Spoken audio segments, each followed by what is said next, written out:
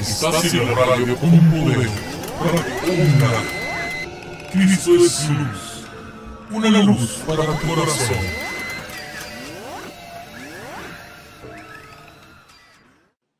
Es hoy que estamos aquí para escucharla. Yo pongo en tus manos nuestros corazones. Prepáranos para escuchar lo que tú tienes a cada uno de nosotros. Que tu Espíritu Santo toque los corazones y las vidas de todos los que vamos a escuchar, aún de los que nos escuchan en sus casas, en la radio, Señor. Pongo en tus manos también a ellos que están ahorita escuchándonos, que se están enlazando con nosotros, Señor, porque mejor es tu presencia que la vida, Señor. En el nombre de Jesús. Amén.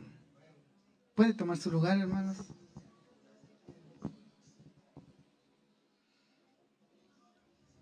Aleluya. Hoy,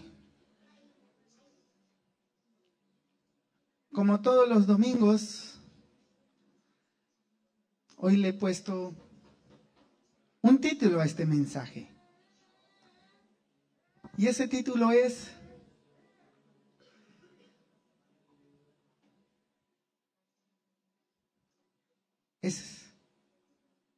matemático, hermanos. Ese título es matemático. Le puse directamente proporcional. ¿Por qué? ¿Por qué le puse así? Porque siempre lo que vayamos a hacer trae una consecuencia directa. Y lo que hoy tenemos que hacer, o lo que hoy hacemos, trae consecuencias. Siempre hay un después. Lo que hoy decidamos, las decisiones que hoy tomemos, van a afectar después. Y hay unas consecuencias que hoy tomamos y que no nos afectan a nosotros, pero nos afectan a nuestros hijos. Una persona que era dueño de 2 hoteles, tuvo una familia, tuvo sus hijos, no pudo seguir haciendo vida con la esposa primera y tuvo otra esposa y tuvo una hija. El caso que cuando él murió, él no dejó nada aclarado. Todo iba bien, pero los hijos que se quedaron con los hoteles acabaron con los hoteles. Se quedaron sin dinero. Y la señora con la que había vivido después el señor tenían una industria de telas. Acabaron con la industria de telas, se la quitaron y ahora iban por la casa. Tenía una casa grande. La señora tuvo que vender la casa y tuvo que irse. Porque todas las decisiones o todas las cosas que hagamos traen consecuencias y las pagan nuestros hijos o nuestros nietos. Pero hoy Dios está aquí para decirte, yo voy a cuidar tu simiente. De mí depende del Dios que nunca cambia, porque tenemos un Dios que nunca cambia, que siempre bendice y que siempre está puesto para bendecir a su pueblo. Hoy les estoy presentando a un Dios que nunca ha cambiado de más de 6,000 años. Es un Dios que siempre se ha mantenido sobre su línea y que nada lo mueve, ni la crisis, ni la enfermedad, ni los enemigos. Nadie lo mueve. Estamos parados en un Dios que tiene un reino inconmovible. Nada lo mueve, ni la crisis. El enemigo te está poniendo un mundo que cada día se está deteriorando conforme a ellos. Saben que los demonios se deterioran. Conforme pasan los años, los demonios sufren dolores. Y para que el demonio no sufra dolor, tiene que entrar a un cuerpo. Ahí es donde ellos quieren estar, en el cuerpo de alguien, porque ahí es donde menos sufren los estragos de los pasos de los años. Pero nosotros tenemos un Dios eterno, un Dios que nunca cambia, un Dios que nunca muere, un Dios que no se deteriora con el tiempo, sino que el tiempo lo reconoce y lo hace cada vez más fuerte.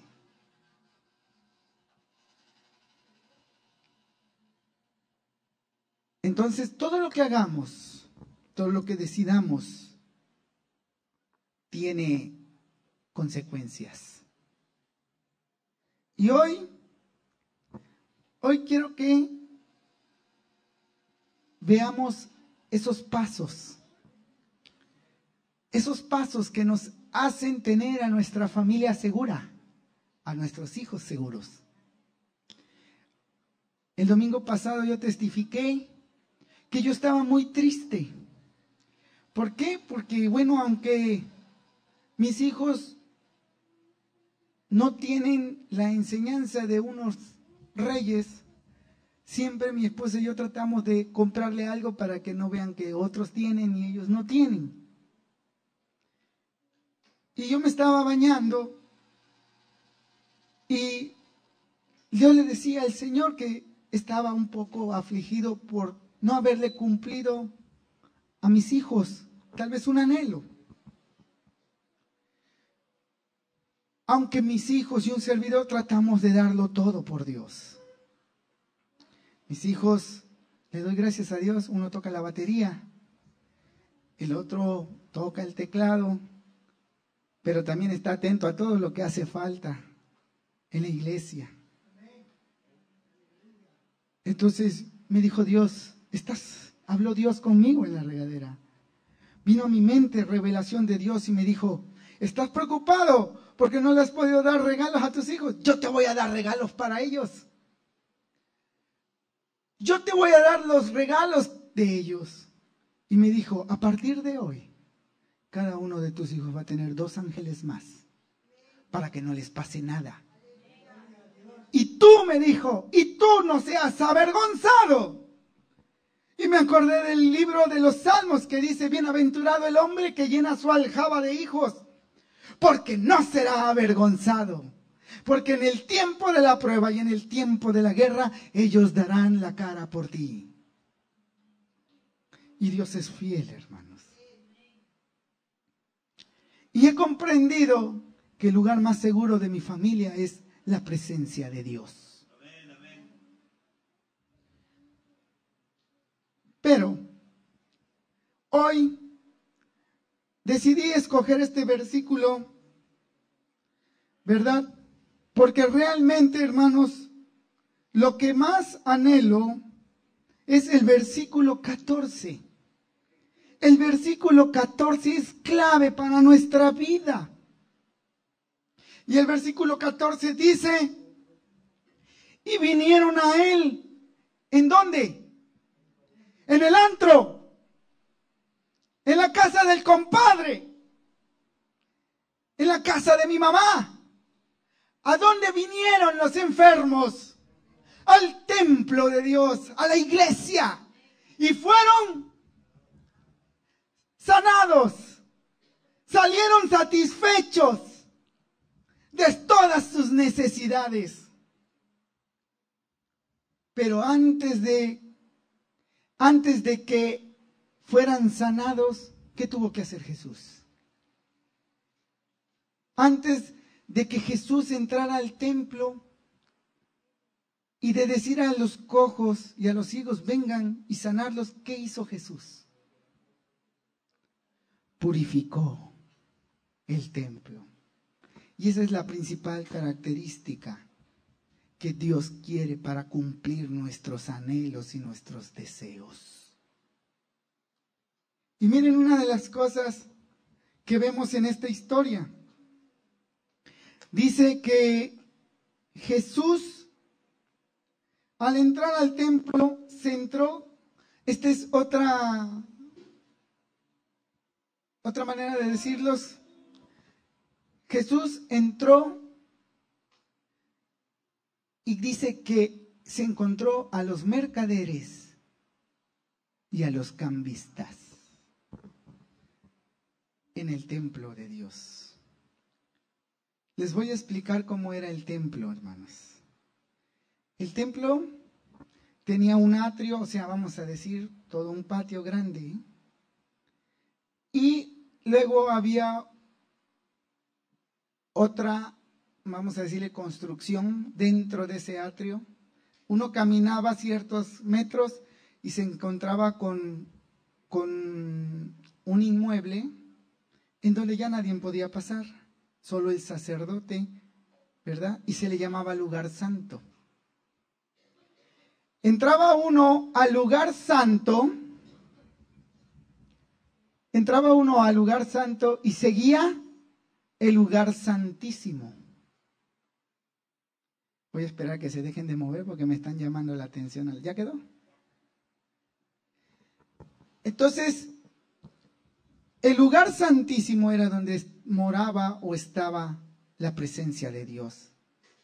El arca de la alianza del pacto, esa arca hecha de madera y cubierta de oro.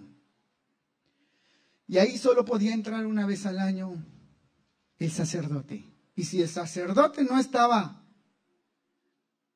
bien con Dios, dicen que tenía que entrar con una cuerda y cascabeles. ¿A qué entraba? A hacer un sacrificio. Pero si el sacerdote no estaba bien, moría instantáneamente por la presencia de Dios. Entonces, cuando se dejaban de oír los cascabeles, tenían que jalar de la cuerda para sacarlo.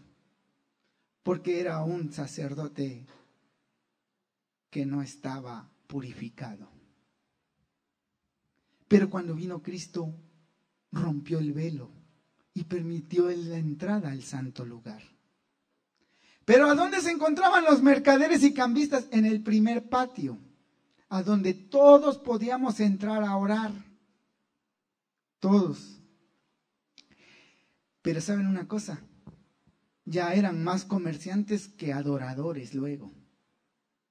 Cuando Jesús llegó y vio en la casa de Dios más adoradores, más comerciantes y cambistas que adoradores, se indignó.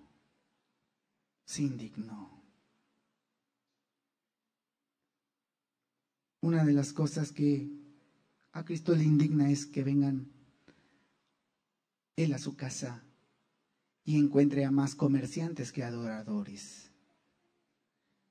Que encuentre a personas, como dijo en la clase nuestro hermano, que se preocupen más por su negocio que por la iglesia. Que se preocupen más por querer llenar su casa de vanidades que de la presencia de Dios. En nuestra casa debe estar, más que toda comodidad, la presencia de Dios. La Biblia dice que ahora el templo ya no es de material, que ahora el templo, ¿cuál es? El templo de Él es nuestro cuerpo. Esa es la iglesia, nuestro cuerpo. Y Cristo quiere llegar a este templo, a nuestro cuerpo, y encontrarlo limpio, sin mercaderes. ¿Qué son los mercaderes? Cuando Cristo dijo, estoy viendo a los mercaderes, dice la palabra de Dios que los mercaderes son los que vendían los animalitos para el sacrificio, sobre todo para los que venían de muy lejos. Acuérdense que en ese tiempo, para que Dios no nos borrara los pecados, simplemente nos los perdonara, necesitábamos hacer un sacrificio. Y todos esos sacrificios se hacían en el templo, tenían que ir una vez al año a Jerusalén. Todo judío, hasta realmente el judío que es judío, todavía viaja a Israel una vez al año. Pero como viajan de lejos, pues no pueden llevar su corderito ni su palomita, sino llegaban y los compraban ahí para sacrificarlos. Y los mercaderes, por comercio, la Biblia narra que el animal que teníamos que sacrificar era el mejor, el que menos defectos tuviera. De hecho, cuando nacían 8 becerritos, desde que estaban los 8, uno tenía ya que escoger al más gordo y más grande y apartarlo. Con los otros 7 podíamos hacer lo que quiera, pero con ese había que apartarlo y había que alimentarlo mejor que los otros. ¿Por qué? Porque ese estaba destinado para que al año lo fuéramos a sacrificar al templo de Dios. ¿Ustedes creen que los mercaderes iban a tener al mejor de cada camada? Los mercaderes iban y vendían lo que tenían y no era lo mejor para Dios. Igual si tenía, dicen que ni la pezuña tenía que estar mal para entregarle ese sacrificio a Dios. ¿Ustedes creen que los mercaderes vamos a revisar las pezuñas? No, este no lo podemos vender. Está como un día que fuimos con mis hijos. Mi hijo recibió su beca y me dice, papá, ¿qué me puedo comprar? Pues cómprate lo que quieras de una vez, porque si no al rato te lo gastas ni lo que quieres ni el dinero. Y me dice, pues bueno, le gustó un juego de carros. Digo, bueno, pues ve si te alcanza, cómpratelo. Y se lo compró. Llegamos a la casa y no lo leyó. Y ahí estuvimos viendo la maquinita, que le borramos esto, que le quitamos esto, que le ponemos esto, y no lo leyó. Entonces fuimos a cambiarlo, y sí, nos los cambiaron. Y al otro día, a los 3 o 4 días que volvimos, ahí ya estaba el que cambiamos, que no sirve, ahí estaba exhibido otra vez.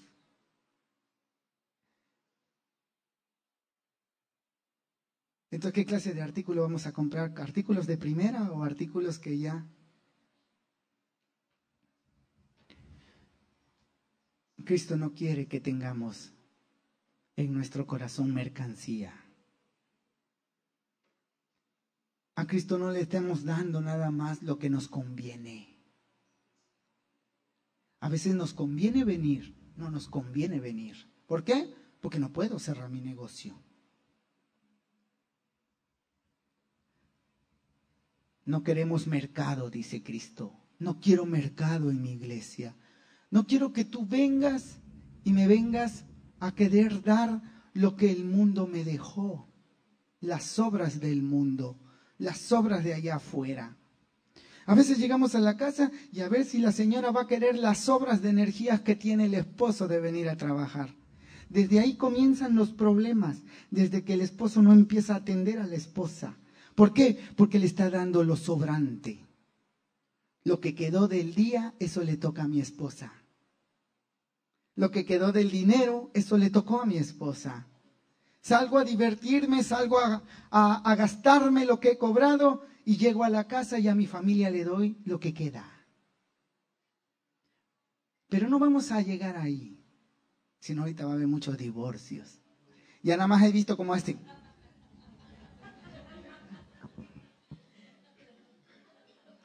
No, ahorita están las señoras duro, siga pastor, siga. Pero en la iglesia, ¿qué le vamos a dar a la iglesia? Cristo dice, no la conviertas en cueva de ladrones. No la conviertas en cueva de ladrones. Otra de las cosas que se encontró Cristo fue con los cambistas. ¿Quiénes son los cambistas? Los cambistas, dice la palabra de Dios y ella lo narra, ¿verdad? Los cambistas canjeaban la moneda corriente por la del templo, única moneda que los mercaderes aceptaban. Y estos engañaban a los extranjeros por no saber el tipo de cambio. Los mercaderes, o sea, usted no podía llegar al templo y decir, pues aquí traigo dólares, ¿verdad? Ve a canjearla por las monedas. Es como se me hace como los juegos, eso que va uno ahora de los videojuegos. Ya uno ya no echa dinero, hermano. Ya uno echa tarjeta, o sea, va uno y carga la tarjeta, ¿verdad? Hay que ir con los cambistas. Oye, pues mi hijo quiere jugar. Pásale por acá vienes a dejar la lana y yo te voy a dar lo que te pertenece. Pero dice él que, pues el que viene de lejos, pues no sabe a cómo está el cambio, ¿verdad? Y a veces le daban mucho menos de lo que les tocaba, para que entonces ya pasara con los mercaderes a comprar el animalito. Una de las cosas que indigna a Dios es que andemos canjeando. ¿Sabe una de las cosas que hizo Cristo? Rompió el velo.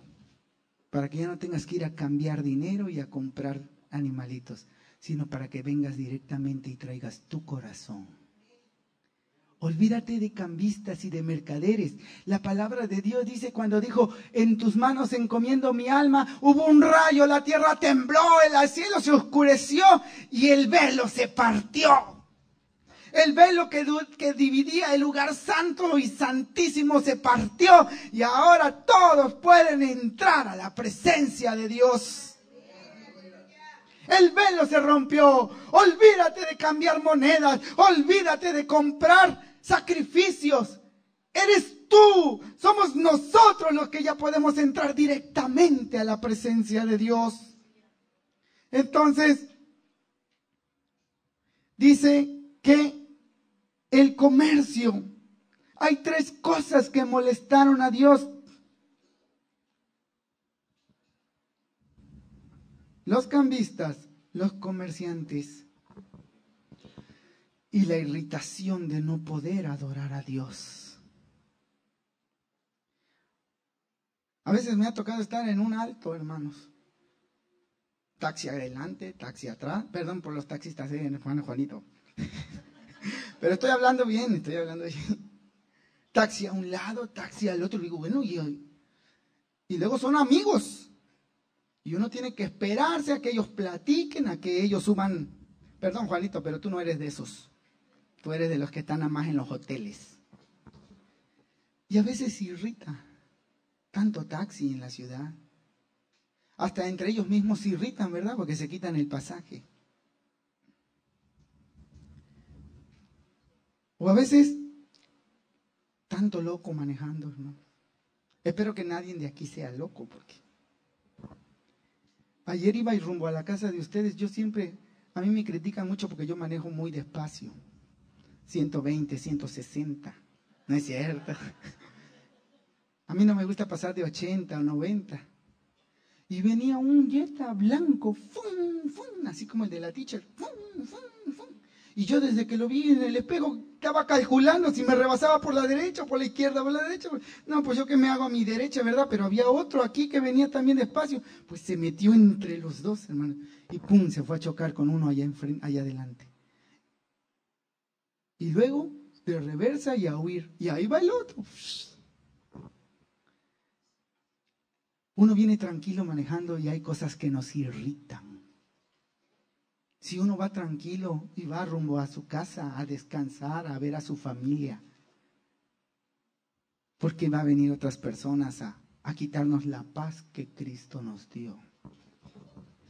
Y una de las cosas que a Cristo le molesta es que haya cosas que nos irriten dentro de la iglesia. ¿Verdad? A veces llegamos ya enojados a la iglesia. ¿No? Porque me vas a hacer ir hoy. Hoy no voy. Y la señora, tienes que ir, tiene que acompañarme. Mira que los niños. No, hoy no voy. Pero viene irritado. Y ya la señora viene indispuesta a escuchar. O los niños, apúrate que mira que se nos hace tarde, que vístete, que cámbiate, que... Y los niños pues son niños jugando, ¿verdad? Una de las cosas que Dios no quiere es que vengas irritado a su casa. Le molesta que vengan irritados. ¿Cómo les llamo? Hipócritas. Hipócritas. Vienes enojado a la casa de Dios. Entonces, hermanos, para que Cristo nos dé la satisfacción de la necesidad que tenemos que purificar nuestra vida. ¿Qué es purificar? ¿Qué es purificación? Para los que anotan, ahí les va lo que es purificación. Purificación es acción necesaria para eliminar impurezas o imperfecciones de algo. Eso es purificación. Yo tengo que eliminar todas las impurezas o imperfecciones que tenga para poder decirle, Cristo, estoy purificado. Nosotros tenemos que arreglar nuestras cosas matrimoniales. Nosotros tenemos que arreglar nuestro negocio. ¿Cómo que no le pagan su quincena al hermano? ¿Ustedes creen que ese patrón es feliz? No es feliz. El patrón que no le paga a sus empleados no es feliz. Porque aunque él tenga mucho dinero, su conciencia no está tranquila. Tan solo vea en alguien que le debe dinero, hermanos. Dice un amigo, al que me debe dinero yo le pongo la glorieta. ¿Por qué la glorieta? Le dice, porque nada más me ve y me da la vuelta.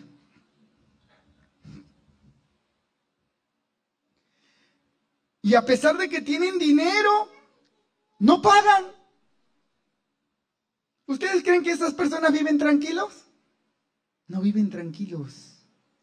Tenemos que poner a cuentas todo lo que Dios quiere que haga. Tenemos que ir eliminando, tenemos que ir purificando nuestra vida. Nuestro negocio debe estar dado de alta, nuestro negocio debe pagar impuestos, nuestro negocio debe de ser la carta de representación de nosotros. Nuestra iglesia tiene que ser representar lo que nosotros somos. El papá que roba cable, el hijo roba cable. El papá que busca ser peleonero, el hijo es peleonero.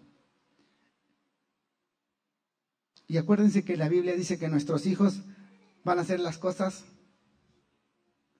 4 veces más que nosotros. Si nosotros hacemos las cosas bien, ellos van a hacer 4 veces mejor que nosotros. Pero si nosotros vivimos una vida mal, ellos van a vivir 4 veces más mal. El papá que le da un golpe a la esposa, él le va a dar 4.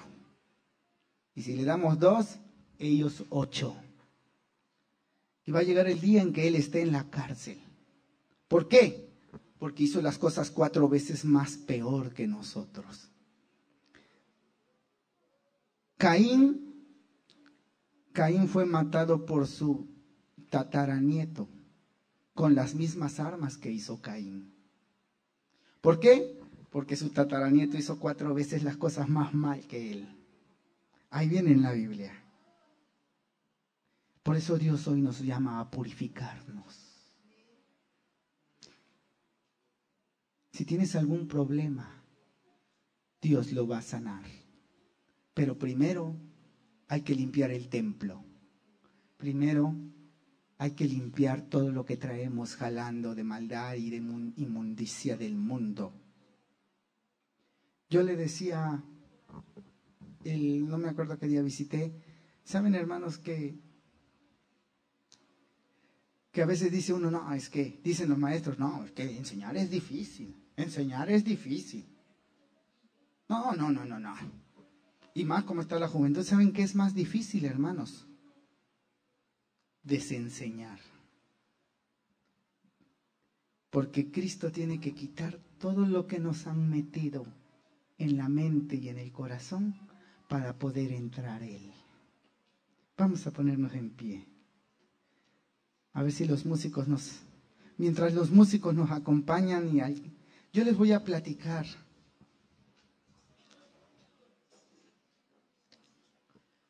cómo Dios actúa. Cómo Dios actúa.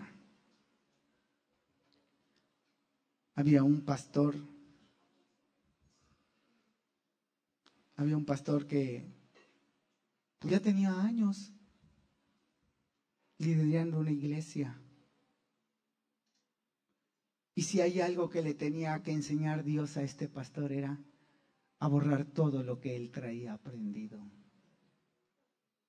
¿Y saben qué es lo que tuvo que hacer Dios para decir, mi dignidad fue destrozada por Dios y me la cambió por un corazón nuevo? Tuvo que llevar a su hijo casi a la muerte. ¿Por qué?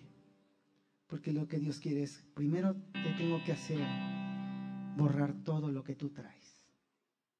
Todos esos pensamientos que no son más que infundados por la televisión, por la escuela. Pensamientos que son corruptos.